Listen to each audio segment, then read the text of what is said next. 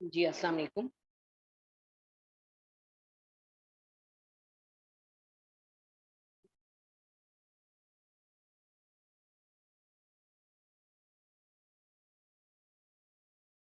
जी, तो हमने कल बात की थी यहाँ तक, स्पोरोज़ोआ तक हम थे। यहाँ पर हमने मॉस्किटो और उसकी डिस्कशन हम कर रहे थे। ये यहाँ पर स्पोरोगोनी और ये, और हमने आखिर पे जो है ना क्लास स्पोरोज़ोआ का एक तो मेंबर हमने प्लाज्मोडियम डिस्कस किया था, और एक जो था वो कॉक्सीडायोसिस, जो एक बहुत बड़ी डिजीज़ है, पोल्ट्री के अंदर फैलाता है ये स्पोरोज़ोआ। एक जेनरा जिसका आइसोस्पोरा और इमेरिया जो है ना, इम्पोर्टेंट पैरासाइट है पोल्ट्री के। तो ये लाइफ साइकिल है प्लाज्मोडियम का। ये है जी माइक्रोस्पोरन जो है Nosema bombycis, which is fatal to silkworm. ये रेशम के कीड़े को अटैक करता है। अच्छा, इसको हम पढ़ते हैं। खैर, अच्छा, ये यहाँ पर टोक्सोप्लाज्मा लिखा हुआ है, इसके ऊपर हमने बात की थी। टोक्सोप्लाज्मा जो है ना, ये पेट कैट से शिफ्ट होता है, और इसके बारे में ये भी उसने कहा था कि इसने यूएस में काफी जो है नुकसान पहुंचाया। क्रिप्टोस्पोरिडियम। अच्छा, माइक्रोस्पोरा फाइलम भी है एक इसका, हम क्योंकि एनिमल लाइक प्रोटिस्ट या प्रोटोजोआ डिस्कस कर रहे हैं। Members of the phylum Microspora commonly called Microsporidia are small. ये बहुत छोटे ऑब्लिगेटरी इंट्रासेलुलर पैरासाइट होते हैं। ऑब्लिगेटरी का मतलब है कि लाजिम व मलजूम होना, यानी तो कुछ लिविंग ऑर्गेनिजम्स या कुछ यूनिसेलुलर प्रोटिस्ट या प्रोटो ऐसे भी हैं जो कि फैकल्टेटिव पैरासाइट होते हैं। फैकल्टेटिव मीन के वो शायद एज अ पैरासाइट भी रह लेते हैं और वो उससे सेपरेट होकर भी रह लेते हैं, लेकिन कुछ ऐसे होते हैं जो कि ऑब्लिगेटरी है उनके लिए कि वो पैरासाइट ही हो। तो ये माइक्रोस्पोरा वाले ऑब्लिगेटरी इंट्रासेलुलर, यानी सेल के अंदर रहते हैं। Included in this phylum are several species, जिसमें ज्यादातर इंसेक्ट्स हैं। बड़ी, वो कहते हैं कि बड़ी इसमें बेनिफिशियल इंसेक्ट्स भी जो हैं वो कुछ इस तरह के इंसेक्ट लाइक देखे गए हैं। नोजेमा बॉम्बिकस पैरासाइटाइटिस। अच्छा, इसमें कुछ ऐसे मेंबर्स हैं insect, they are mostly parasites of an insect, क्योंकि इंसेक्ट तो बेसिकली आर्थ्रोपोडा फाइलम में आएंगे ना। तो ये माइक्रोस्पोरा जो है ये इंसेक्ट के पैरासाइट हैं, जिनमें वो कहता है कि नोसेमा बॉम्बिकस जो है वो रेशम के कीड़े को जो है ना उसको पैरासाइटाइज करता है और उसके अंदर बीमारी फैलाता है, पेब्रीन।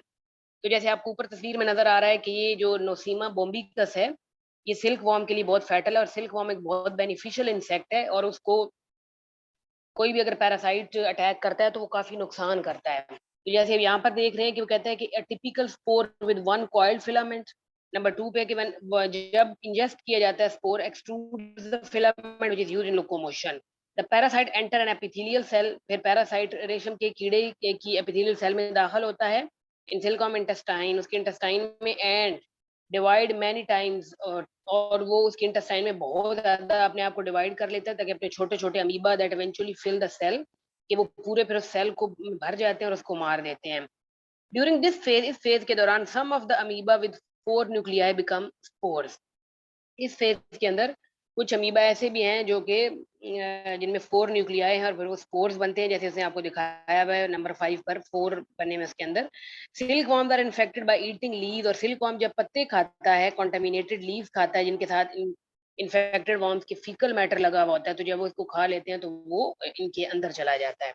तो ये बीमारी सिल्क वॉर्म में पेब्रीन फैलाता है। उसके अलावा इसकी एक स्पीशी नोसेमा एपस भी लिखी हुई है, वो कहते हैं फाउल ब्रूड इन हनी बीज, हनी बीज के अंदर भी ये कोई बीमारी फैला रहे हैं। और बायोलॉजिकल कंट्रोल एजेंट के तौर पर भी इनको यानी कर सकते हैं। यहाँ पर थोड़ा सा ये जो है ना, इसकी वजह से मैं सही मैं पढ़ नहीं पा रही। Environment protection agency has approved. अच्छा, कुछ जो है ना बायोलॉजिकल कंट्रोल एक ऐसी ब्रांच है बायोलॉजी की जिसके अंडर पेस्ट को खत्म करने के लिए किसी लिविंग ऑर्गेनिज्म का ही इस्तेमाल, उसको बायोलॉजिकल कंट्रोल कहते हैं। तो वो कहते हैं कि नोसेमा बॉम्बिकस जो है इसको एनवायरमेंटल प्रोटेक्शन एजेंसी ने अप्रूव किया है for use in residual control of range land grass ऊपर को कंट्रोल करने के लिए, ताकि उसको पैरासाइटाइज करें और उसको मारें और ग्रास ऊपर ज्यादा जो है वो पौधों को खराब ना करे। Recently 4 microsporidian genera have been implicated in secondary infection of immunosuppressed and AIDS patient. वो कहते हैं कि कुछ रिसेंटली एड्स के मरीजों में भी इसकी मौजूदगी देखी गई है और जिनका इम्यून सिस्टम जो था वो डिप्रेस है या खराब हो चुका है, तो उसमें भी इसको देखा गया है। अच्छा जी, उसके बाद हम इस डायग्राम पर चलते हैं, ये इसी को वो आगे कर रहा है। ये सारी बात जो लिखी है। उसके बाद है फाइलम एसिटोस्पोरा। एसिटोस्पोरा एक ऐसा प्रोटोजोआ का फाइलम है जो कि बहुत छोटा है। Phylum that consist exclusively of obligatory extracellular parasite. Extracellular mean outside the cell, characterized by spores lacking polar caps और polar filament। इन ऐसे स्पोर्स हैं, इनसे बनते हैं जिनके ऊपर कोई कैप, कोई फिलामेंट्स नहीं है, वो ऐसे डिस्पर्स होते हैं। द एसिटोस्पोरियन जिसकी एग्जांपल है haplosporidium, primarily are parasitic in cell tissue and body cavities of mollusc. तो ये बड़ा डीप क्वेश्चन है, लेकिन ज़ाहिर है पूछने को कुछ भी पूछा जा सकता है। तो माइक्रोस्पोरा वो इंट्रासेलुलर थे, ये एक्स्ट्रा सेलुलर है, टिश्यूज में भी रह सकता है, लेकिन सेल में भी होता है, मोलस्क के अंदर जो है ना ये अटैक करता है। फिर है मिक्सोजोआ, एक ऐसा फाइलम है जिनको मिक्सोस्पोरियन कहते हैं। ये ऑब्लिगेटरी एक्स्ट्रा सेलुलर पैरासाइट हैं जो कि फ्रेश वाटर और मरीन फिश के पैरासाइट हैं। ये रेजिस्टेंट स्पोर पैदा करते हैं with 1 to 6 called polar filament, और फिलामेंट होती है बाकायदा स्पोर की। और सबसे ज्यादा इंपॉर्टेंट जो माइक्रोस्पोरियन है is myxosoma cerebralis which infect the nervous system, जो कि मछली के नर्वस सिस्टम और ऑडिटरी ऑर्गन्स ऑफ ट्राउट और सैल्मन उस पर जाकर अटैक करता है, काजिंग विरलिंग और टम्बलिंग डिजीज। और उनमें ये इस तरह की बीमारियां जिनमें वो ज़्यादा नर्वस सिस्टम जब खराब हो जाएगा तो उसकी विरलिंग का प्रॉब्लम शुरू हो जाएगा फिश को। उसके बाद आखिरी जो फाइलम उसका सीलियोफोरा, ये बड़ा इंपॉर्टेंट है क्योंकि इसके अंदर पैरामीशियम आता है। Include some of the most complex protozoa. Ciliate are widely distributed in fresh water and marine environment. A few ciliates are symbiotic. कुछ सिलिएट जो है वो सिम्बियोटिक भी रहते हैं मिलजुल कर। करेक्टरिस्टिक्स ऑफ फाइलम इसके क्या है कि एक तो इनके पास सीलियोफोरा के नाम से दायरा है कि लोकोमोशन के लिए सीलिया है, और ये पानी के अंदर उन सीलिया की मदद से करंट पैदा करता है, और करंट्स की वजह से जब पानी इसके करीब आता है तो ये उससे फूड को एनगल्फ करता है। उसके अलावा सीलियोफोरा जो है इनके ऊपर एक रिजिड पेलिकल होती है, मोर और लेस उसकी शेप कोई मखसूस नहीं है। इनका एक प्रॉपर माउथ होता है जिसको साइटोस्टोम कहते हैं सिलिएट्स का। और इनका न्यूक्लियस डायमॉर्फिक है। डायमॉर्फिक का मतलब है कि दो अशकाल का न्यूक्लियस मौजूद है, जैसे मैंने पहले बताया कि मैक्रो न्यूक्लियाई और micro. Typically a large macro nucleus and one or more smaller micro nuclei इनमें मौजूद होते हैं। सीलिया और अदर पेलिकुलर स्ट्रक्चर्स के क्या है कि सीलिया जनरली सिमिलर, और इसके सीलिया बिल्कुल फ्लैजेला जैसे होते हैं, सिर्फ सीलिया छोटा होता है साइज में, except they are much shorter, more numerous, बहुत ज्यादा होते हैं, और widely distributed over the surface of, और प्रोटोजोआ की पूरी सरफेस पर पूरी मुकम्मल तरह बिखरे हुए होते हैं। सिलरी मूवमेंट्स जो इसकी हैं, जो सीलिया बीट करता है, ये सीलिया बड़े तरतीब से बीट करता है, बड़ा कोऑर्डिनेटेड फैशन में बीट करता है, so that ciliary waves pass over, ताकि सिलरी वेव्स पूरे सीलिएट के ऊपर से गुजरे और एक पूरी तरतीब से वो बीट करें और वाटर को जनरेट करें। Many ciliates can reverse the direction of ciliary beating and direction of cell movement. तो ये सिलिएट्स जो है अपने सिलिया की मदद से इनकी मूवमेंट को सिलरी मूवमेंट कहते हैं, और उसकी बीटिंग की वजह से ये अपनी डायरेक्शन को भी चेंज करते हैं। अच्छा, बेसल बॉडी का जिक्र पहले भी आया था। बेसल बॉडी उस बेस को कहते हैं जहां से फ्लैजेला निकल रहा होता है, या जहां से सीलिया। बेसल बॉडी को काइनेटोसोम्स भी कहते हैं, ऑफ एडजेसेंट सीलिया और interconnected with an elaborate network of fibre that are believed to anchor the cilia. यानी पैरामीशियम के जो बॉडी है, ये जो उसका सेल है, उसके ऊपर प्लाज्मा मेम्ब्रेन में सीलिया जो एंकर होता है, ये धंसा हुआ होता है ड्यू टू बेसल बॉडी और kinetosome, and give shape to the organism, और वो उस ऑर्गेनिज्म को प्रॉपर शेप देता है। Some ciliates have evolved specialised cilia. कुछ सिलिएट के बड़े अच्छे वेल डेवलप्ड सीलिया होते हैं जो कि make cover the outer surface, they may join to form cirri. ये आपने याद रखना है कि बहुत सारे सीलिया मिलकर सिर्राए भी बना सकते हैं जो कि फिर मूवमेंट कराता है। Alternatively cilia may be lost from larger region of ciliate, और अगर एक सीलिएट बड़ा हो जाए तो उसके बड़े रीजन से जरूरी नहीं है कि उस पर सीलिया हो। Trichocyst are peculiar structures primarily use for protection. तो ये इस तरह के एमसीक्यू पूछे जाते हैं कि dash is the peculiar structure primarily found in ciliate for protection, तो आप कहेंगे trichocyst. They are rod like और oval organelle oriented perpendicular to the plasma membrane. In paramecium they have a golf C appearance. कोई दरख्त नुमा, you can say, ऐसे brushy type. The pellicle can discharge trichocyst, और जो pellicle है, pellicle का मतलब है जो ऊपर उसकी फ्लेक्सिबल सी एक लेयर है जो कि अमीबा के अंदर भी थी, वो बेसिकली ट्राइकोसिस्ट को जन्म देता है, which then remain connected to the body by sticky thread. और वो फिर एक स्टिकी थ्रेड के जरिए जो है उसके जिस्म पर ट्राइकोसिस्ट लगा रहता है ताकि उसको मिले, प्रोटेक्शन मिले।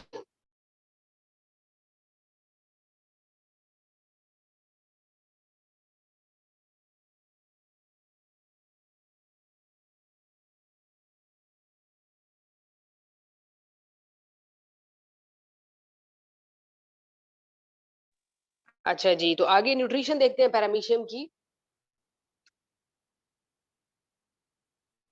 कि सम सिलिएट्स जैसे पैरामीशियम है, such paramecium has a ciliated oral groove. खाता ये कैसे है, इसके पास एक ग्रूव या एक ओपनिंग होती है जिसको साइटोस्टोम कहते हैं। Cilia of the oral groove sweep, और उसके ऊपर लगे हुए सीलिया जो है ना, वो स्वीप करते हैं, स्मॉल फूड पार्टिकल्स को अपनी तरफ खींचते हैं टुवर्ड द साइटोफेरेंक्स। इसके माउथ को साइटोफेरेंक्स भी कहते हैं, साइटोस्टोम भी कहते हैं, ठीक है। Where a food vacuole forms, यहाँ पर प्रॉपर फूड वैक्यूल बन जाता है। When the food vacuole reaches an upper size limit, और जब वो बड़ा हो जाता है फूड वैक्यूल, तो वो फिर ब्रेक होकर पूरे एंडोप्लाज्म में सर्कुलेट करता है। Some free living ciliate prey upon other protist, और कुछ सिलिएट जो हैं वो दूसरे प्रोटिस्ट पर भी हमला करते हैं और उनको खाते हैं, ठीक है। और small animal prey capture is usually a case of fortuitous contact. तो फॉर्च्यूशियस, फॉर्च्यूशियस का मतलब है कि किस्मत का, फॉर्च्यून है कि उसकी अगर चुंगल में कोई आ जाए। The ciliate didinium feeds principally on paramecium. अब ये एक दूसरे को भी खा रहे हैं। डाइडिनियम भी सिलिएट है, पैरामीशियम भी। A prey that is bigger than itself, जो उससे बड़ा होता है, इवन उसको भी पकड़ लिया है उसने, डाइडिनियम ने। Didinium form the temporary opening that can greatly enlarge to consume its prey. तो ये आपको तस्वीर में पैरामीशियम नजर आ रहा है, ये प्रॉपर सिलिएट है, इसके अंदर सारे साइटोफेरेंक्स है, जिसको साइटोफेरेंक्स मीन यानी एक वो ग्रूव या एक स्टमक टाइप का काम कर रहा है। साइटोस्टोम वो ओपनिंग है जहां से वो खुराक को अंदर ले जाता है। और पेलिकल है, कॉन्ट्रैक्टाइल वैक्यूल, न्यूक्लियस, सारी चीजें मौजूद हैं।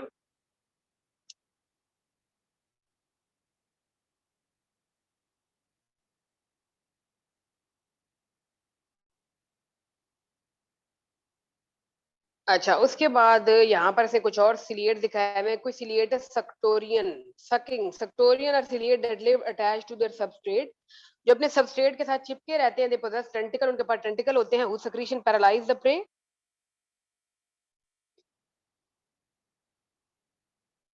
जिनकी टेंटिकल जो है वो पैरालाइज को मफलूज करती हैं। और सिलिएट या अमीबा शिकार होता है इनका। The tentacle digest and opening in the pellicle and prey cytoplasm is drawn into the sectorian through tiny channels in the tentacle.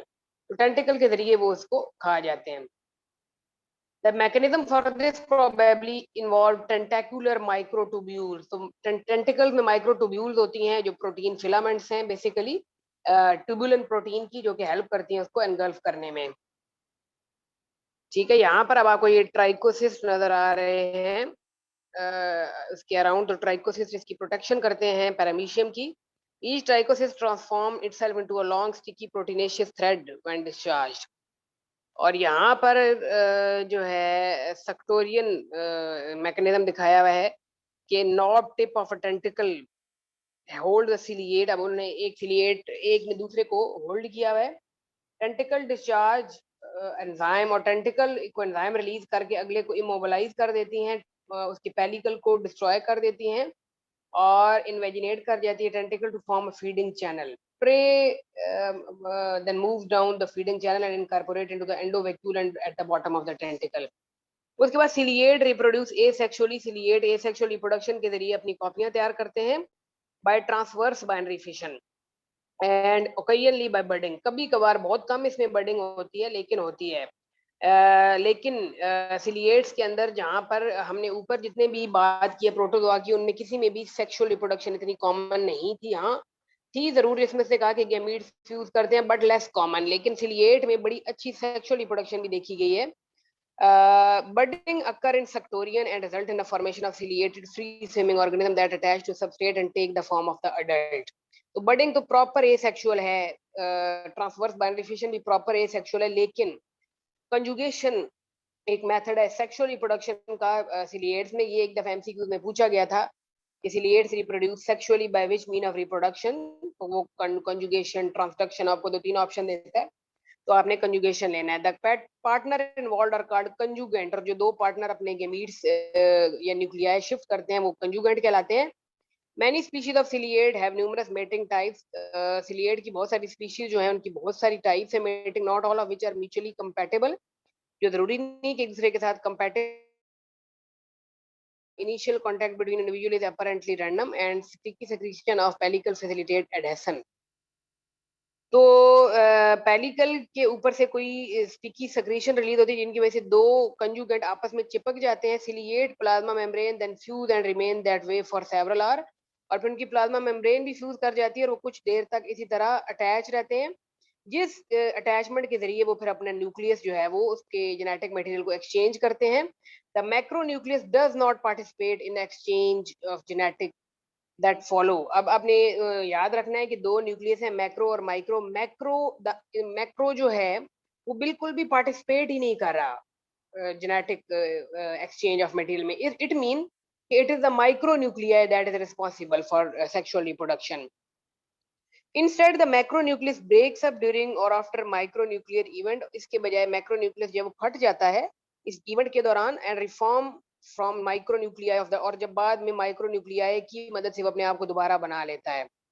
इसका मतलब है कि micronuclei is basically involved after separation. The separation के बाद the x conjugant undergo series of nuclear division, और फिर वो x conjugant बहुत सारी डिवीजन्स करते हैं ताकि अपने न्यूक्लियर कैरेक्टरिस्टिक को रिस्टोर करें, including the formation of macronucleus from one or more micronuclei. Cytoplasmic divisions that form daughter cells accompany these events. Symbiotic ciliate कौन से? Most ciliates are free living, however some are commensalistic और mutualistic. कमेंसलिस्टिक वो जिनमें एक को फायदा, एक को कुछ भी नहीं होता, ना नुकसान ना फायदा। म्यूचुअलिज्म में दोनों को फायदा। And a few are parasite, और कुछ जो है वो फिर एक दूसरे के ऊपर पैरासाइट रहते हैं। बैलेंटीडियम कोलाई ये बड़ा इंपॉर्टेंट पैरासाइट है।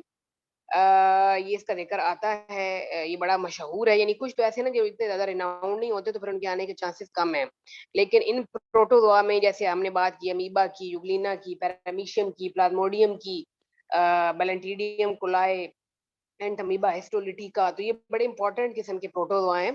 तो बैलेंटीडियम कोलाए एक बड़ा इंपॉर्टेंट पैरासाइट है जो कि इंसान की लार्ज इंटेस्टाइन में रहता है एंड पिग्स की और बाकी mammal. At time it is ciliary feeder, शुरू में ये अपनी सीलिया की मदद से खाता है। Eight other time it produces proteolytic enzyme, और बाद में कुछ एंजाइम रिलीज करके डाइजेस्ट कर जाता है होस्ट की एपिथेलियल को, causing a flask shaped ulcer, और उसके इंटेस्टाइन में अल्सर पैदा करता है। It's pathology resemble that of Entamoeba histolytica, और इसकी जो डिजीज कॉजिंग जो प्रॉपर्टीज हैं वो बिल्कुल एंटामीबा की तरह हैं कि ये अल्सर पैदा कर देता है। Balantidium coli pass from one host to another in cyst. Balantidium coli एक से अगले में भी चला जाता है फीसिस के जरिए, begin to dehydrate in the large intestine. तो ये इसने आपको पैरामीशियम की रिप्रोडक्शन दिखाई हुई है कि इस तरह ये अटैच होते हैं दोनों, और ये यहाँ पर वो आपको दिखा रहा है कि कैसे ये अपना जेनेटिक मटेरियल जो है वो एक्सचेंज करते हैं, और इस तरह पे ये साइटोप्लाज्म डिवाइड करके दोबारा से दो बन जाते हैं। तो ये इसकी कंजुगेशन दिखाई गई है।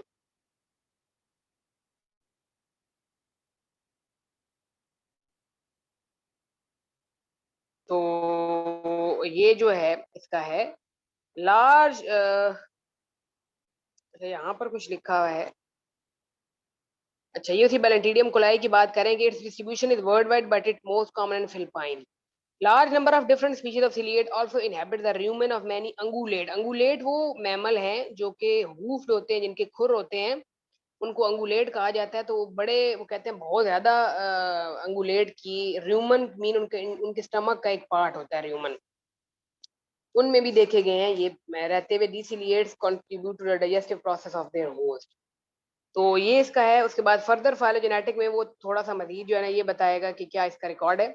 Protozoa probably originated 1.5 billion year ago, although known fossil species exceed 30,000. They are of little use in investigation of the origin and evolution of the this. अच्छा, इसका मैं बाकी हिस्सा ढूंढती हूँ कि किधर गया है।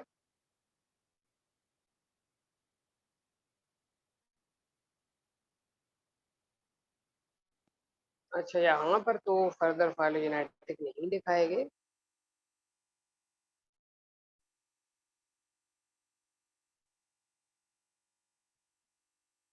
चलें इतना भी है कि जो है वो इसमें बेसिकली ये बताया जाता है कि ये कहाँ से इवॉल्व हुए, तो वो कहता है कि ये तुमने पढ़ा कि टेस्ट होता है इनके ऊपर, जो कि महफूज रह जाता है, जो कि बहुत अच्छा फोसल देखा गया है इनका फोरामिनीफेरा एक्टिनोपोड रेडियोलेरियंस का have well establish fossil record in pre Cambrian rocks. तो प्री कैम्ब्रियन रॉक्स में इनके बड़े शेल्व्स मिले हैं, टेस्ट मिले हैं।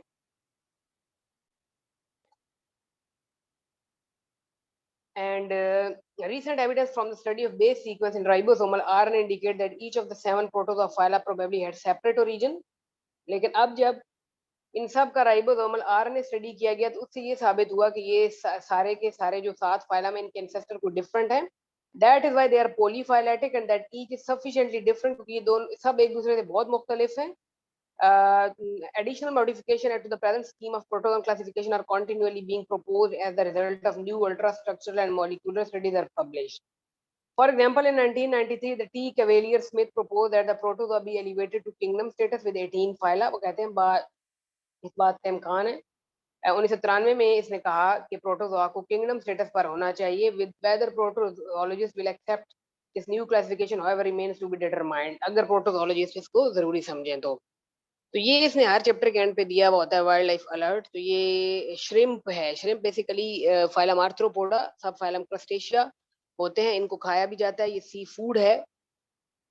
तो ये इनका थोड़ा बहुत इकोलॉजिकल नोट इसने लिखा हुआ होता है कि ये इनकी क्लासिफिकेशन क्या है, और नाम जिसका साइंटिफिक नेम है पेलियोमोनियस गेंटेरी। और देखिए phylum arthropoda sub phylum crustacea class malacostraca order decapoda family atyidae से बिलोंग करता है श्रिम्प। तो ये पानी के केव्स जो बने होते हैं समुद्रों के अंदर या पानियों में खड्डों में रहते हैं, और बहुत सारे ये मौजूद हैं, लेकिन उसके बावजूद इसका इंडेंजर्ड स्टेटस आ रहा है।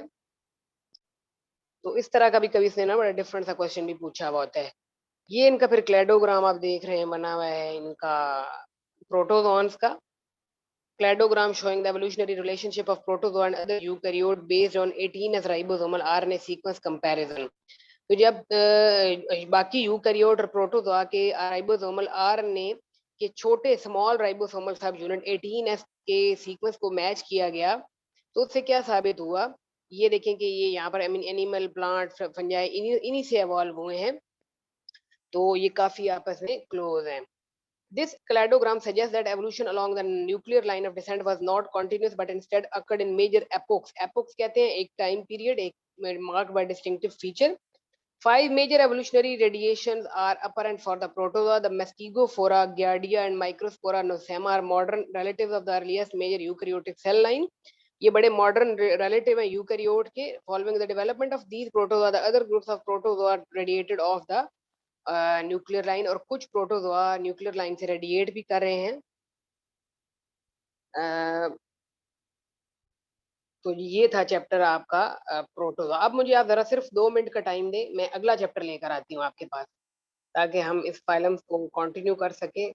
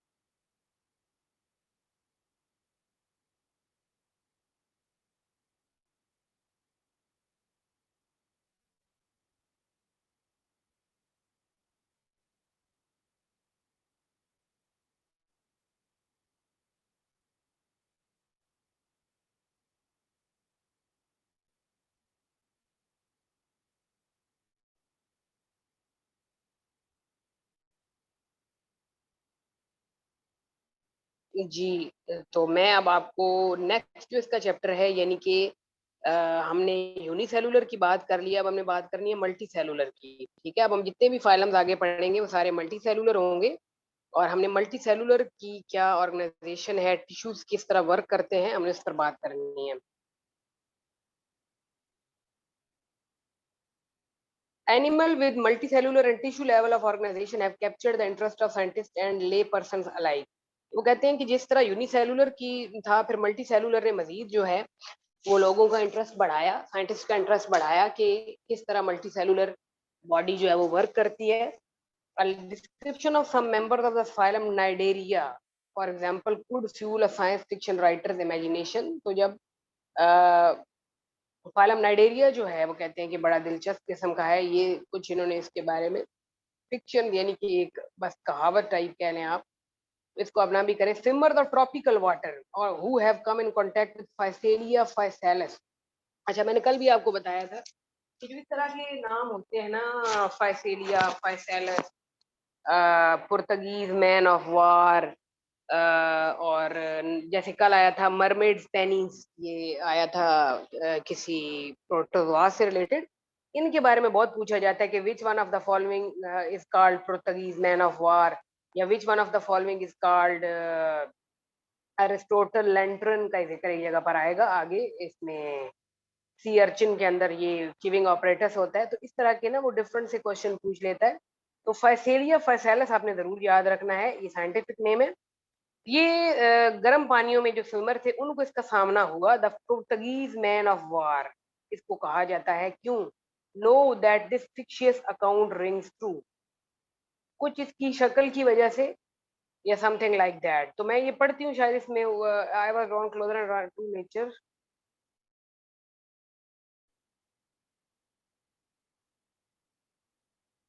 तो ये ऊपर जो पैराग्राफ लिखे हुए उसमें वो कहता है, स्विमर कहता है कि for from a distance I was threatened, कुछ वक्फे से मैं थोड़ा घबरा गया। In fact I was infatuated with its beauty, लेकिन मैं इसकी खूबसूरती से बड़ा मुतासर था। Large inviting bright blue float lured me closer, और एक बहुत बड़ा मुझे अपनी तरफ बुलाने वाला ब्राइट ब्लू फ्लोट जो है मैं उसके करीब हो गया। एज अ स्वाम नियर, जैसे मैं करीब हुआ, I could see that hidden from my previous view was an infrastructure of tentacle।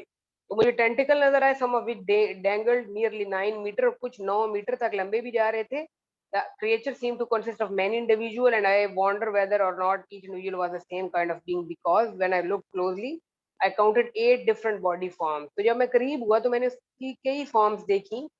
तो मैं बड़ा दिलचस्पी की चीज की मेरे लिए। I was drawn closer and true nature, और मुझे मैं नेचर के मजीद करीब हुआ। This creature was painfully revealed, और मेरे ऊपर जो है ना रिवील हुए बहुत सारी चीजें। The beauty of the gas filled float, और ये गैस से भरा हुआ एक किस्म का तैरता हुआ जो खूबसूरत जानवर था। It some of the most hideous weaponry imaginable, और लग रहा था कि ये बड़ा वेपनरी है, बड़ा जो है ना अपने तहफ़्फ़ुज़ कर सकता है इन टेंटिकल्स का इस्तेमाल करके। मैंने ब्रश्ड अगेंस्ट 2 सिल्की, और जब मैं उसके खूबसूरत सिल्की टेंटिकल्स के साथ ब्रश हुआ, I experience the most excruciating pain, तो मुझे बहुत दर्द हुआ। तो इसका मतलब है कि उसके टेंटिकल्स वेपनरी हैं, सख्त हैं। Had it not been for my life vest I would have drowned. तो मुझे यानी कि मैं डूबने लगा था। Indeed for some time I wish that had been my fate. तो बहरहाल ये उसका सिमर का एक किस्म का फिक्शन है जो उसने इसके बारे में कही है, जिसको पुर्तगीज मैन ऑफ वार कहते हैं। उसने इसके बारे में कहा कि in organism such as physalia physalis cells are group, cells के गुच्छे जो मुख्तलिफ काम करते हैं और इंटरडिपेंडेंट होते हैं। This chapter cover 3 main animal phyla. इस चैप्टर के अंदर 3 फाइला का जिक्र होगा जो कि बड़े सादा हैं, मल्टी सेलुलर, लेकिन वो सिंपल हैं और बहुत ज्यादा वो उनमें को बड़े बड़े ऑर्गन्स मौजूद नहीं है। इनकी ऑर्गेनाइजेशन टिश्यू लेवल की है, तो इसलिए इसके अंदर जो है ना 3 का जिक्र है। उसके अलावा ये सबसे अहम बात है कि ये जो चैप्टर हम पढ़ेंगे ना, इसकी जो तीनों फाइल हम पढ़ेंगे, ये तीनों डिप्लोब्लास्टिक हैं। मैंने आपको जिक्र किया था डिप्लो ट्रिप्लो का। तो डिप्लोब्लास्टिक वो एनिमल होते हैं हैविंग 2 जर्म लेयर्स। इससे पहले हमारी किसी जर्म लेयर पर बात नहीं हुई, क्योंकि प्रोटोजोआ के पास तो कोई जर्म लेयर नहीं, उसके पास तो पहली कल थी। लेकिन यहाँ से जर्म लेयर स्टार्ट हो रही हैं, तो इन तीनों फाइलम डिप्लोब्लास्टिक हैं। बाद में इसके बाद आने वाले जो हैं वो ट्रिप्लो होंगे। तो 3 फाइला डिप्लोब्लास्टिक हैं, फाइलम पोरीफेरा यानी कि जो आपकी हैं स्पॉन्जीज, और नाइडेरिया, टिपिकली नाइडेरिया। पोरीफेरा को फिर भी जो है ना बड़ा सिंपल कहा जाता है। पोरीफेरा के केस में मे भी वो आपको ये कहे कि जो है ना ये इसकी लेयर्स भी इतनी प्रॉपर नहीं होती, लेकिन नाइडेरिया नाइडेरिया की बेस्ट एग्जांपल है हाइड्रा। तो उसकी बड़ी अच्छी जो है ना बाकायदा एक्टोडर्म और एंडोडर्म देखी गई है, और टीनोफोरा की भी। Ctenophora is a minor phylum, लेकिन फिर भी आपने याद रखना है कि Ctenophora is diploblastic, a multicellular having tissue level of organization. This chapter contain evolutionary concepts.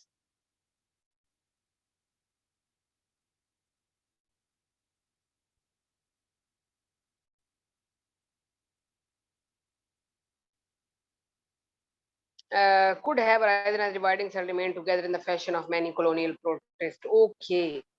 अच्छा, वो कहते हैं कि इसके बारे में दो हाइपोथेसिस हैं in the fashion of many colonial protists. Although variation of this hypothesis exists, they are all treated here as colonial. Colonial का मतलब है कि जब बहुत सारे सेल्स कॉलोनी बना कर रहे, तो कहते हैं कि जी इस तरह फिर उन्होंने मल्टी सेलुलर चीजें जो है ना वो बनना शुरू कर दिया। एक और हाइपोथेसिस थी मल्टी सेलुलैरिटी के ऊपर। अच्छा, ये मल्टी सेलुलैरिटी के ऊपर दो हाइपोथेसिस हैं। एक तो कॉलोनियल है कि जब सेल्स ने कॉलोनीज, जैसे हमने कल वॉल बॉक्स देखा था कि उसके अंदर कितने सेल्स जो है वो जब मिलकर रहते हैं, तो एक ही हाइपोथेसिस थी कि कॉलोनीज बनने की वजह से वो मल्टी सेलुलर हो गए। एक हाइपोथेसिस थी सिंशियल, इसका जिक्र एक दफा पेपर में भी था, सिंशियल हाइपोथेसिस का, मुझे अच्छी तरह याद है। A second propose mechanism is called the syncytial. ये सिंशियम किसको कहते हैं? पहली बात, ये डेफिनेशन थी पेपर में कि अगर वो कहते हैं कि a large multi nucleate cell हो, the formation of plasma membrane in the cytoplasm of a syncytial protist could have produced a small multi. वो कहते हैं कि जब बहुत सारे एक सेल में न्यूक्लियस बने, तो हो सकता है कि हर न्यूक्लियस ने जो है ना अपने आसपास साइटोप्लाज्म बना लिया हो और फिर वो मल्टी सेलुलर में कन्वर्ट हो गया हो। Both the colonial and Sinchial hypotheses are supported by the colonial and Sinchial organization that occur in some protist phyla. ये तकरीबन ये दोनों हाइपोथेसिस सपोर्ट हुई, क्योंकि कुछ कॉलोनियल पर भी पूरा उतरी थी और कुछ सिंशियल पर। सिंशियम की डेफिनेशन याद रखिएगा। ये फाइसेलिया फाइसेलस है जो कि उसने उस स्विमर ने पानी में देखा। तो आप देख रहे हैं कि बड़ा खूबसूरत ऐसे टेंटिकल हैं। इसका इसका नाम है पुर्तगीज मैन ऑफ वार। तो हम नीचे देखते हैं कि शायद इसकी इसने रीजन लिखी हो। The tentacle shown here can be up to 9 metre long and are laden with nematocyst, और इनके ऊपर बाकायदा नेमेटोसिस्ट होते हैं। नेमेटोसिस्ट एक ऐसे स्ट्रक्चर है कि जब कोई भी शिकार इनके करीब आता है, तो ये नेमेटोसिस्ट के अंदर से निकला हुआ एक कांटा, इसको नीडोसिल कहते हैं, उसको चुबाते हैं उसको और पैरालाइज कर देते हैं। That are lethal to small vertebrate and dangerous to human. तो इसी तरह जब कोई इंसान भी इनको टकराए तो उसको भी बड़ा जो है ना वो खतरा है। अब ब्लूइश फ्लोट, एक नीले रंग का तैरता हुआ at the surface of water, ये 12 सेंटीमीटर लंबा होता है। It is not shown in this photograph, पूरा ज्यादा शो नहीं किया गया। The entire organism is actually a colony, और ये पूरा जो ऑर्गेनिज्म है ये बाकायदा पूरी कॉलोनी होती है। अगर आपको याद हो तो उससे स्विमर ने कहा है कि जो है ना मुझे कई फॉर्म्स नजर आई। तो इसकी कई फॉर्म्स हैं, कुछ पोलीपोलॉइड होते हैं, कुछ मेडूसा छतरी नुमा। ये हम नाइडेरिया में देखेंगे कि पोलीमॉर्फिज्म पाया जाता है, इसके कुछ मेंबर छतरी नुमा होते हैं और कुछ मेंबर लॉन्ग ट्यूबुलर टाइप होते हैं। तो पोलीपोलॉइड कहते हैं लॉन्ग ट्यूबुलर टाइप फॉर्म, और मेडूसी कहते हैं छतरी नुमा अम्ब्रेला लाइक। तो ये जो है उसने देखे। A fundamental question concerning animal origin is whether animals are monophyletic. तो एक फंडामेंटल क्वेश्चन है, जरूरी सवाल है एनिमल के ओरिजिन के ऊपर कि क्या तमाम एनिमल मोनोफाइलेटिक है, सिंगल एंसेस्टर से डिराइव हुए हैं, डाइफाइलेटिक है दो से, या पोली बहुत सारों से। The view that animals are polyphyletic is interactive at a growing number of zoologists, लेकिन ज्यादातर zoologists कहते हैं कि एनिमल पॉलीफाइलेटिक है। The nearly simultaneous appearance of all animal phyla and fossil from the pre-Cambrian boundary is difficult to explain if animals are monophyletic. तो कहते हैं क्योंकि प्री कैम्ब्रियन और कैम्ब्रियन पीरियड में जितने भी एनिमल फाइला के फॉसिल मिले हैं, उससे ये मुश्किल है इस बात पर यकीन करना कि एनिमल मोनोफाइलेटिक है। इफ एनिमल, अगर एनिमल पॉलीफाइलेटिक होते, more than one explanation of the origin of multicellularity could be possible. तो अगर वो कहते हैं कि पॉलीफाइलेटिक होते तो एक से ज्यादा एक्सप्लेनेशन जो है वो मुमकिन थी, and more than one body form could be ancestral, और हो सकता है कि एक से ज्यादा जो बॉडी फॉर्म है वो भी उनके अबव इजाज हैं। कन्वर्सली इम्प्रेसिव सिमिलैरिटीज भी मौजूद है जानवरों में सेलुलर ऑर्गेनाइजेशन में, support the view that all are most derived from single. जहां पर उनमें डिफरेंसेस है वहां पर सिमिलैरिटीज भी हैं। फॉर एग्जांपल एस्टर यानी form during mitosis in most animal. Aster एक होता है जिस तरह आपको माइटोटिक ऑपरेटस बनता है ना, तो उसको एस्टर फॉर्मेशन कहते हैं। तो वो ज़ाहिर काफी एनिमल्स में बनता है। Certain cell junction are similar होते हैं। Most animal produce flagellated sperm. ज्यादातर एनिमल के फ्लैजेला के पास स्पर्म के पास फ्लैजेला भी होता है। और प्रोटीन भी बड़े सिमिलर देखे गए हैं ज्यादातर एनिमल में, तो इससे ये भी शक पड़ता है कि ये मोनोफाइलेटिक हैं। These common feature are difficult to explain. ये सारे फीचर मुश्किल है कि एक्सप्लेन करें एज्यूमिंग पॉलीफाइलेटिक ओरिजिन की ये मुख्तलिफ इनके एंसेस्टर हो। If you assume one or two ancestral lineage, अगर आप देन में एक या दो एंसेस्टर लीनिएज को एज्यूम करें, then only one or two hypothesis जो है ना वो आपके माइंड में आएंगी। Only one or two hypothesis regarding the origin of multicellularity can be correct. तो अगर आपसे पूछा जाए कि मल्टी सेलुलरिटी के ऊपर कौन कौन सी हाइपोथेसिस दी गई, तो सिंशियल भी दी गई थी और colonial. Origin of multicellularity, ये उसी पैराग्राफ का पहला है कि multicellular life has been a part of earth history for approximately 550 million year. 550 million साल पहले से मल्टी सेलुलर लाइफ देखी जा रही है। अगर this seam a very long time, बहुत लंबा अरसा हो गया, represent only 10% of the earth geological history. तो अर्थ की सिर्फ 10% हिस्ट्री जो है वो इस तरह बताती है। Multicellular life arose in 100 million year prior to precambrian से भी 100 मिलियन साल पहले। In what scientist view as an evolutionary explosion, जिसको साइंसदान एवोल्यूशनरी एक्सप्लोजन कहते हैं, प्री कैम्ब्रियन और कैम्ब्रियन को। इसमें बहुत ज्यादा जानवरों की डाइवर्सिटी बढ़ी। The evolution evolutionary event resulted not only in the appearance of all of the animal phyla. इस कैम्ब्रियन और प्री कैम्ब्रियन में जो है ना वो ज्यादातर फाइला जो आज सारे मौजूद हैं वो देखे गए। But also 15 to 20 animal groups that are now extinct, बल्कि 15 से 20 ऐसे जो नापैद हो चुके हैं वो भी देखे गए। Since this initial evolutionary explosion, तो ये जो एक एवोल्यूशनरी एक्सप्लोजन है, most of the history of multicellular life has been one extinction. तो कहते हैं कि मल्टीसेलुलर लाइफ जो नापैद हो चुकी है उसकी भी एक प्रॉपर हिस्ट्री मौजूद है। Evolutionary event leading to multicellularity are shrouded in mystery.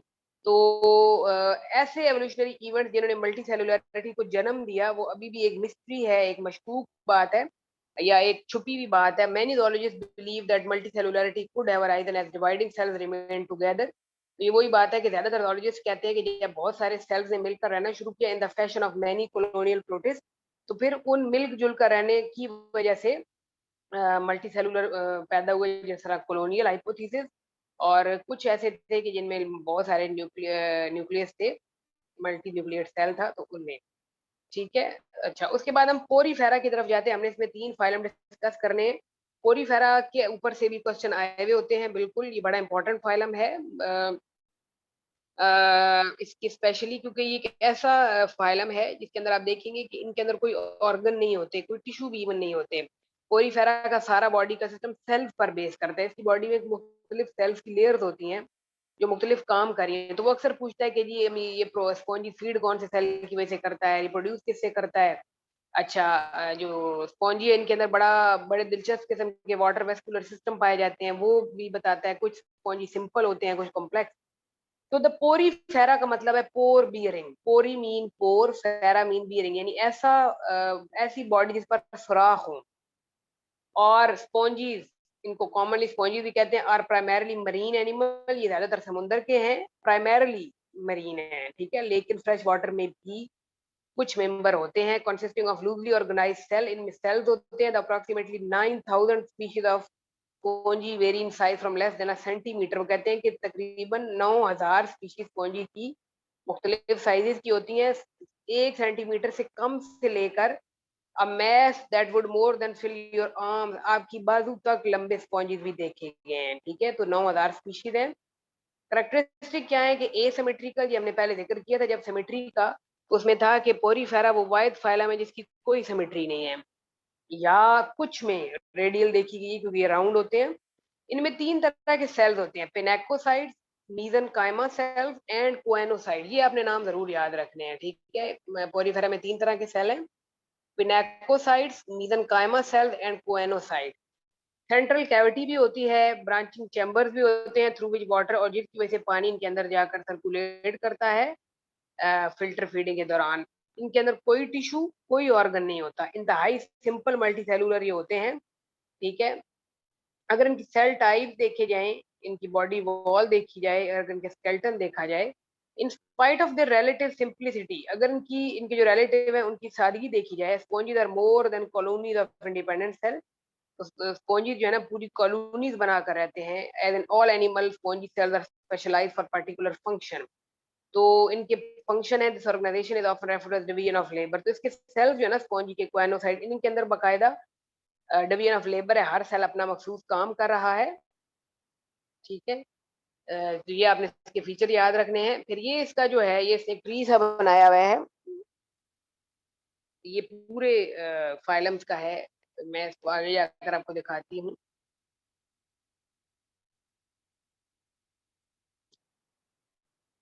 जी यहाँ पर ये आप देखें कि evolutionary relationship of the Porifera and the radiate phyla. ठीक है। अब ये देखें, पोरीफेरा जो है यहाँ पर जो है ये इस जगह पर मौजूद है, ये इस जगह पर। ठीक है। तो ये एवॉल्व हुए एंसेस्ट्रल प्रोटिस्ट से, और एंसेस्ट्रल क्वेनोफ्लैजिलेट से इनको एवॉल्व होता देखा गया है। ठीक है। बाकी अब सारी लाइंस देख लें, ये ए सिलोमेट है, इसकी कोई बॉडी कैविटी नहीं है, ये भी आपको पता है। सिमेट्री भी इसकी एसिमेट्रिकल है। ठीक है। बाकी ये सारे जो हैं ये सारे सूडो सिलोमेट हैं, और ये सारे सिलोमेट हैं, और ये सारे ए सिलोमेट हैं। 600 से 500 मिलियन साल पहले जो है ये प्रोटिस्ट और पोरीफेरा देखे गए। Members of the phylum Porifera are derived from ancestral protozoan stuck independently of other। ये बाकी तमाम फाइलम से आजाद है, ये बाकियों से नहीं मिलता, इंडिपेंडेंटली ये इवॉल्व हुए। The radiate animal include members of the phylum Cnidaria. ये एनिमल जो है मेंबर रेडिएटा में नाइडेरियंस भी आते हैं, टीनोफोरा भी आते हैं। This figure show diphyletic origin of the animal kingdom in which sponges arise from protists separate from other animals. Other interpretation of spongy origins are discussed in the text. फिर जी ये दोनों hypothesis हैं जिनका जिक्र हमने पहले किया, जो मल्टी सेलुलरिटी पर हैं। कि पहली तो है कॉलोनियल, जो ए एम देखिए इसमें क्या है कि जी सेल से जब मिलकर रहना शुरू किया, ठीक है, और फिर इस तरह करके कहते हैं जी कॉलोनियल प्रोटिस्ट, और फिर उसने 2 लेयर्स बना ली, वो फिर डिप्लोब्लास्टिक हो गया, और फिर वो मल्टी सेलुलर हो गया। फिर वहां से बायोलेटरल और रेडियल एनिमल बन गए। दूसरी हाइपोथेसिस थी लार्ज सिंशियल, वो कहते हैं एक बहुत बड़ा प्रोटिस्ट था। सिंशियल होता है मल्टी न्यूक्लिएट। अब आप खुद देखें कि इसमें डॉट्स डॉट्स आपको नजर आ रहे हैं। कहते हैं जब एक प्रोटिस्ट में बहुत सारे न्यूक्लियस होंगे, तो फिर वो अगली सेकंड डायग्राम में वो उस न्यूक्लियस बाकायदा अपने आसपास बाउंड्रीज बना लेंगे, और फिर वो बाद में जो है ना मल्टी सेलुलर। तो ये ज्यादा जो थी ना अथेंटिक मानी जाती थी, सिंशियल वाली जो है। The Singhal hypothesis multicellularity could have been arising when plasma membranes formed within the cytoplasm of a large multinucleate protist. Multinucleate bilateral ciliate supports this hypothesis. ठीक है। तो ये स्पॉन्जीज आपको तस्वीर में दिखाए गए इस तरह के होते हैं, मुख्तलिफ इनके कलर्स होते हैं, मुख्तलिफ इनमें पिगमेंट्स होते हैं। ठीक है। Many sponges are brightly coloured with hues of red, orange, green और येलो। नंबर ए पर जो आपको दिखाई ये स्पॉन्जी, ये है वेरोंजिया स्पीशी, और बी वाली जो है एक्सियोमेला स्पीशी। तो ये क्लासिफिकेशन है पोरीफेरा की। इसकी क्लासेस के नाम आपने जरूर याद करने हैं। मिनिमम आपको क्लास लेवल तक तो आना चाहिए। ठीक है। मैं बहुत ज्यादा डीप नहीं कहती कि आप ऑर्डर भी करें, मजीद आगे करें, फैमिलीज भी करें, लेकिन किसी भी फाइलम की क्लासेस के नाम जरूर पता होने चाहिए। तो फाइलम पोरीफेरा जो है इसके 9000 मेंबर हैं। स्पीशीज उसने आपको बताया है। ठीक है। रेडियली या सिमेट्रिकल या एसिमेट्रिकल होते हैं, इनमें चैम्बर्स होते हैं, कैनाल्स होती हैं। क्लास इनकी एक है कैलकेरिया, एक क्लास है हेक्सेक्टिनिलिडा, और एक क्लास है डेमोस्पाइन। तो एक दफा पेपर में कैलकेरिया क्लास का जिक्र भी था रिसेंटली। तो इनके शॉर्ट इसमें सारे लिखे हुए हैं कि कैलकेरिया वाले जो है ना, कैलकेरिया का वर्ड कैल्शियम से निकला है। स्पिक्यूल इनके जो ढांचा है वो कैल्शियम कार्बोनेट का होता है। Spicules are needle shape. Spicule क्या होती है? नीडल नुमा, हैव 3 और 4 रेज। ठीक है। इनके अंदर ऐसे कांटे नुमा होते हैं जिनको सपोर्ट करते हैं इसका स्टैंड होने में।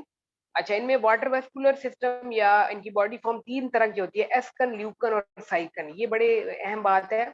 ऑल मरीन कैलकेरियस स्पॉन्जी इसके अंदर आते हैं। समुंदर में रहने वाले कैल्शियम रखने वाले स्पॉन्जी इस क्लास में आते हैं। ग्रेंशिया काइफा और ल्यूकोसोलिनिया। ल्यूकोसोलिनिया इसका बड़ा मशहूर मेंबर है ये इसके अंदर। हेक्सेक्टिनिलिडा, हेक्सेक्टिनिलिडा के नाम से मैं आपको बता देती हूँ, इस लफ्ज का मतलब है ग्लास लाइक, यानी शीशे की तरह चमकता हुआ। पिक्यूल कंपोज ऑफ सिलिका, सिलिका जो है ना उसकी कैसी प्रॉपर्टी है कि वो चीजों को चमकाता है। जैसे रेत होती है ना, रेत चमक रही होती है, तो इसमें भी सिलिका होता है। तो इसकी वजह से कुछ स्पॉन्जिस के अंदर सिलिका होता है जिसकी वजह से वो चमक रहे होते हैं। Usually 6 thread spicule often fused into an intricate lattice cup और वाज शेप्ड होते हैं गुलदान की तरह। इनमें साइकिल या ल्यूकन बॉडी फॉर्म इनकी होती है, ये हम देखेंगे बॉडी फॉर्म के बारे में। Found at 450 to 900 metre depth in tropical, गर्म पानियों में 900 450 से 900 मीटर की गहराई में ये पाए जाते हैं। एंड पैसिफिक बैरल काहिल में मौजूद है। ग्लास स्पॉन्जी, अब इसका नाम ही ग्लास स्पॉन्जी है, शीशे की तरह का। और ह्यू प्लेक्टिला इसका बड़ा मशहूर मेंबर है, इतना खूबसूरत होता है जैसे टोकरी हो फूलों की। वीनस फ्लावर बास्केट, तो इसका कॉमन नेम ये है और इसका साइंटिफिक ह्यू प्लेक्टिला। तो ये आपसे पूछा जा सकता है कि ह्यू प्लेक्टिला इज कॉमनली कॉल्ड, या वीनस फ्लावर बास्केट का साइंसी नाम ह्यू प्लेक्टिला, या ये किस क्लास के हैं, तो ये हेक्सेक्टिनिलिडा के हैं। फिर डेमो स्पंज भी बड़ी इसकी इंपॉर्टेंट है, ब्रिलियंट, इनके कलर बड़े नुमाया होते हैं। और सिलिशियस सिलिका के स्पिक्यूल है इसके भी, और स्पॉन्जियन फाइबर्स भी हैं। इसकी बॉडी फॉर्म ल्यूकन टाइप है, 1 मीटर इनकी लंबाई होती है। Include one family of fresh water sponge, spongillidae and bath sponge, cliona और spongilla. The class sclerospongiae has been recently abandoned and its member assigned to Calcaria and Demosponge। बाद में वो कहते हैं एक और क्लास भी हुई, लेकिन उसके मेंबर्स को कैलकेरी और डेमोस्पाइन में डाल दिया गया। तो हमने बात की ऊपर इसके सेल्स की, कि इसमें 3 तरह के सेल्स हैं, कोएनोसाइट, पिनेकोसाइट और मेसेनकाइम सेल। तो यहाँ वो कहता है कि thin flat cells called pinacocyte lie the outer surface of sponge. Sponge की ऊपरली सतह पर पिनेकोसाइट होते हैं। पिनेकोसाइट में भी माइल्डली कॉन्ट्रैक्टाइल, ये लचकदार होते हैं, हल्के फुल्के। और इनकी कॉन्ट्रैक्शन से इसकी बॉडी की शेप भी चेंज हो जाती है। इन नंबर ऑफ स्पॉन्जीज, बहुत सारे स्पॉन्जीज में some pinacocytes are specialized into tube-like contractile porocyte। ये बड़ी इंपॉर्टेंट चीजें हैं। कुछ स्पॉन्जीज में पिनेकोसाइट स्पेशलाइज होकर एक ट्यूब ही बनाते हैं लचकदार, जिसको पोरोसाइट कहते हैं, which can regulate water circulation. उन पोर से पानी दाखिल होता है और वो पूरी की बॉडी में सर्कुलेट करता है। Opening through porocytes are pathways, और वो ओपनिंग, वो रास्ते जैसे आपको इस तस्वीर में नजर आ रहे हैं, इनसे पानी अंदर जाता है for water moving through the body wall. Just below the pinacocyte के बिल्कुल नीचे layer of spongy jelly like layer called mesohyl. Pinacocyte के बिल्कुल नीचे जेली लाइक लेयर होती है जिसको मीजोहाइल कहते हैं। Middle matter amoeboid cells called mesen, उसमें अमीबॉइड सेल घूम रहे होते हैं जिनको मीजनकाइम सेल कहते हैं। Move about in the mesohyl and are specialise, और वो सेल रिप्रोडक्शन भी कराते हैं, और इसके स्केलेटल एलिमेंट भी सेक्रीट करते हैं, ट्रांसपोर्ट भी चीजें करते हैं, स्टोर फूड भी करते हैं, और forming contractile rings around opening in the sponge wall. तो ये सारा मेन काम जो है वो अमीबॉइड सेल या मीजनकाइम सेल कर रहे हैं। बिलो द मीजोहाइल, फिर मीजोहाइल के अंदर एक और लाइनिंग होती है जिन सेल्स को कहा जाता है कोएनोसाइट। इनको कोएनोसाइट को कॉलर सेल्स भी कहते हैं। कॉलर सेल्स क्यों कहते हैं, क्योंकि इनके ऊपर एक कॉलर लगा हुआ होता है और फ्लैजेला होता है जिसको ये बीट करते हैं और पानी को अपनी तरफ खींचते हैं। कोएनोसाइट फनल के साथ इसको तशबीह दी गई है, और फ्लैजेलेटेड सेल।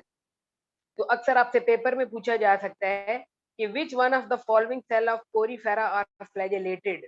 अब ऊपर किसी ने फ्लैजेला का जिक्र नहीं आया, सिर्फ कोएनोसाइट इसके वो सेल हैं जो डीप डाउन इसकी लेयर में मौजूद हैं, जो कि फ्लैजेलेटेड हैं, जो बीट करते हैं तो पानी इसके अंदर आता है। That have a collar like ring of microvilli surrounding a flagellum.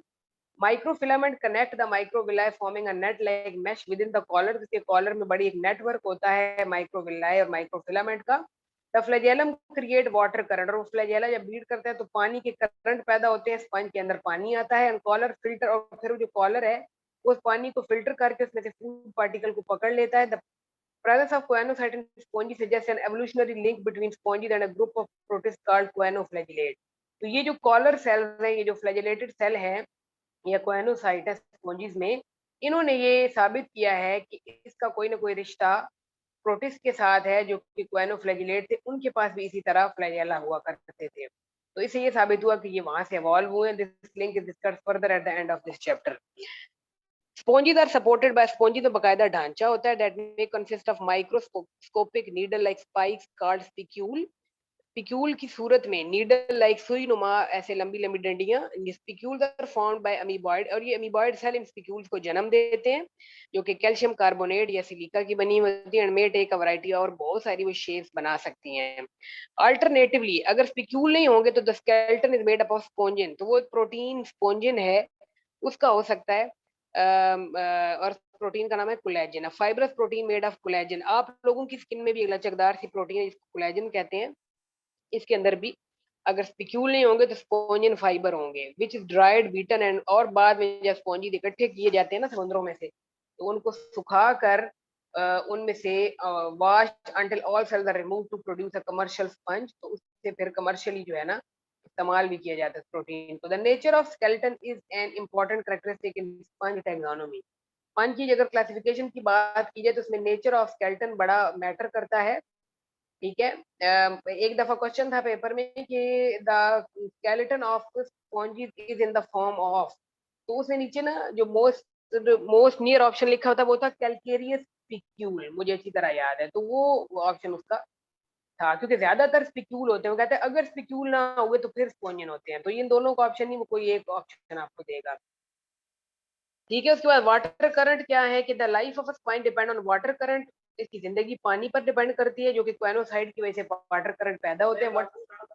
हाइड्राश या कली बैठी है, इधर ले आती है।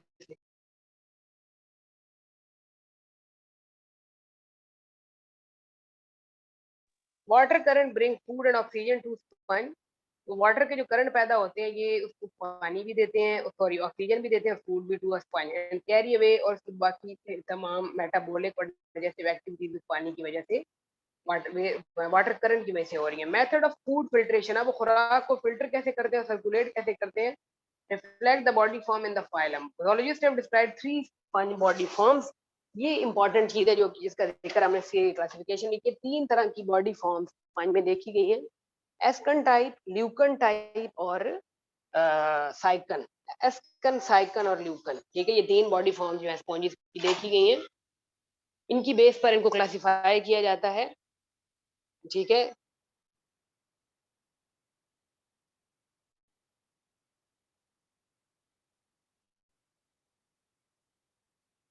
अच्छा, यहाँ पर मैं आपको दिखाती हूँ, ये आप देखें मॉर्फोलॉजी, ये अंदर से इस तरह का दिखाई देता है स्पंज, उसने आपको सारी चीजें क्लियर करके दिखाई हुई है कि ये उसकी अपर वाली लेयर पिनेकोसाइट, ये अंदरूनी अमीबॉइड सेल दरमियान में मीजोहाइल में मौजूद है, और ये अंदर जो है ना, ये अंदर ये देखिए ये क्वेनोसाइट है जिनके साथ आप देख रहे हैं फ्लैजेला भी लगे हुए हैं। ऑस्टियम उन सुराखों को कहते हैं जहां से पानी दाखिल होता है। Ostium, ostia is the opening through which the water enter the spongy, right. In this example, pinacocyte form the outer body wall and mesenchyme cell and spicule are in mesohyle, ठीक है। Porocyte that extend through the body wall, और porocyte का सुराख पूरी body wall में होता है, जिसको आप कहते हैं through the body wall form ostia, वो सुराख जो है उसको फिर आप ऑस्टिया, वो जो पूरा पोरोसाइट एक सुराख कर देता है, सुराख को आप ऑस्टिया कहते हैं। ऑस्टिया का काम है पानी को खींच के अंदर ले जाना। Choanocyte cell with flagellum surrounded by collar of microvilli that trap the food particle. Food move down the base of the cell where it is incorporated into food vacuole and pass to amoeboid mesenchyme cells where digestion takes place. अच्छा, digestion कहाँ पर हो रही है, mesenchyme cells where digestion takes place, तो ये भी आपसे पूछा जा सकता है कि पोरीफेरा में डाइजेशन किस कौन से सेल्स में होती है, तो आप कहेंगे mesenchyme cells में या अमीबॉइड में। Blue arrow show water flow, blue arrow आपको पानी का फ्लो बता रहे हैं कि ऐसे उसके ऑस्टिया से पानी दाखिल होता है और ऑस्कुलम से निकल जाता है। ये दोनों वर्ड आपने जरूर याद रखने हैं। Ostia is the opening through which water enter and osculum is the opening through which water leave the body of the sponge. The simplest and least common sponge, अब उसने आपको पीछे बताया कि 3 बॉडी फॉर्म्स होती हैं स्पंज की, एस्कन, साइकन और ल्यूकन। अच्छा, ये इसका भी मैं आपको बता देती हूँ। ये जो है ना, ये फूड वैक्यूम, ये आपको क्वेनोसाइड वो दिखा रहा है बड़ा करके, देखें ऐसा होता है क्वेनोसाइड, जो खींच लेता है फ्लैजेला से अपने अंदर पानी को, और फिर उसके अंदर से खुराक को ट्रैप कर लिया जाता है। नेटवर्क है बाकायदा कॉलर में, जिसने आपको बताया कि बाकायदा माइक्रोफिलामेंट्स का नेट बिछा हुआ है जो कि मदद करता है फूड पार्टिकल को खींचने में। जी जी चंदा, ये लो। तो ये आपने याद रखने। 1 मिनट ठहरिए।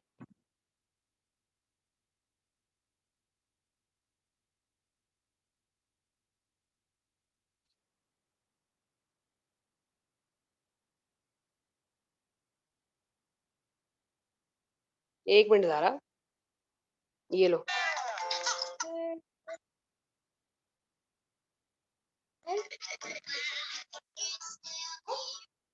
तो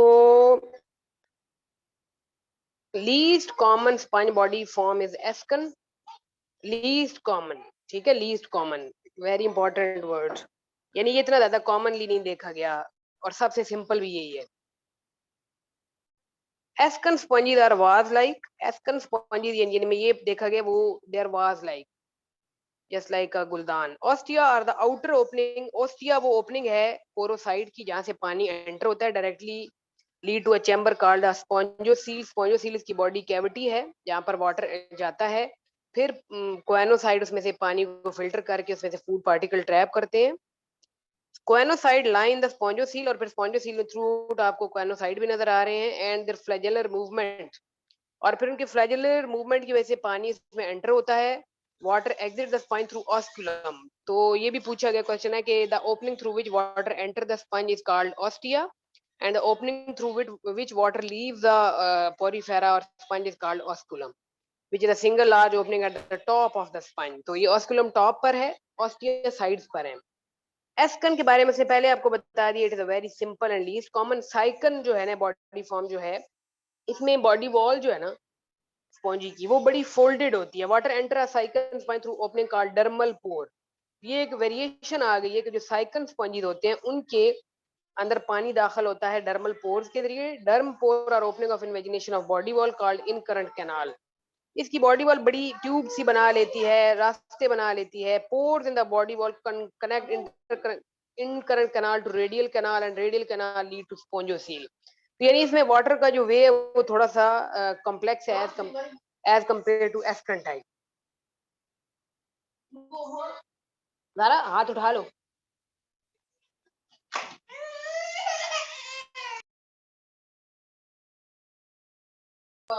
आ जाओ आ जाओ आ जाओ।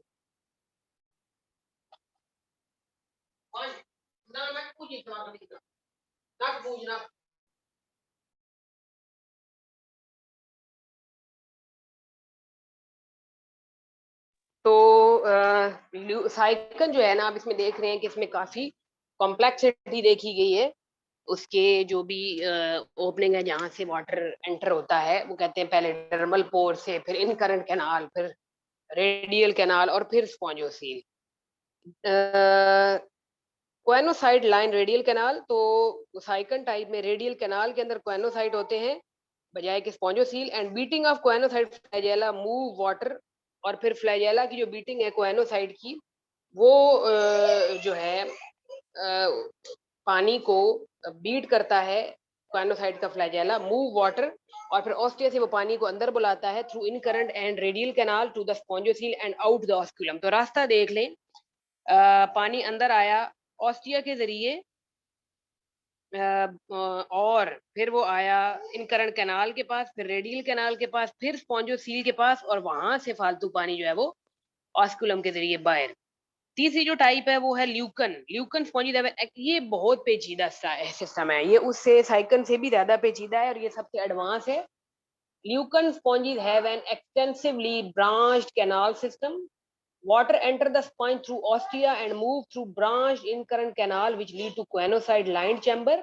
Canal leading away from the chamber are called excurrent canal. Proliferation of chambers and canals, और चैम्बर्स और कैनाल्स इसके बहुत ज्यादा पेचीदा हैं, वो मजीद अपने अंदर से चीजें प्रोलिफरेट कर रहे हैं।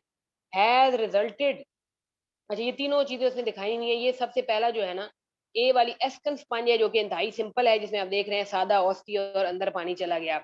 साइकिल में आप देख रहे हैं जी डर्मल पोर्स हैं, रेडियल कैनाल्स हैं, इनकरंट कैनाल्स हैं, और फिर स्पॉन्जोसील के पास पानी जा रहा है। जबकि तीसरी डायग्राम आप देखिए अगर, तो उसमें ल्यूकन स्पंज में देख लें काफी जो है ना कॉम्प्लेक्सिटी आपको दिखाई गई है, एक्स करंट कैनाल और ये सारा कुछ।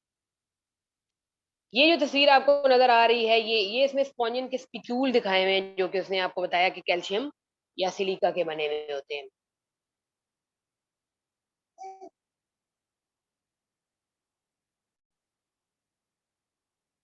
अच्छा जी, यहाँ पर हम आते हैं, तो हम इस ल्यूकन को एटलीस्ट पढ़ लेते हैं।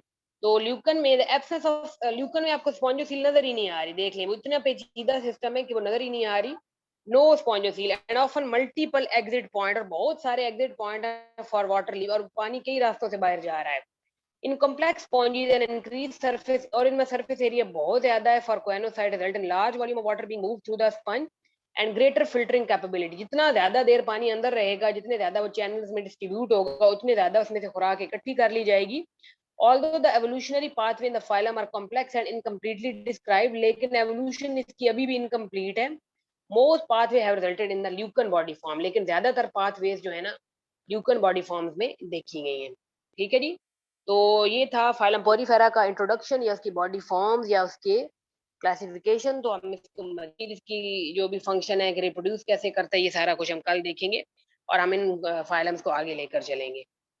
Thank you so much. Allah Hafiz.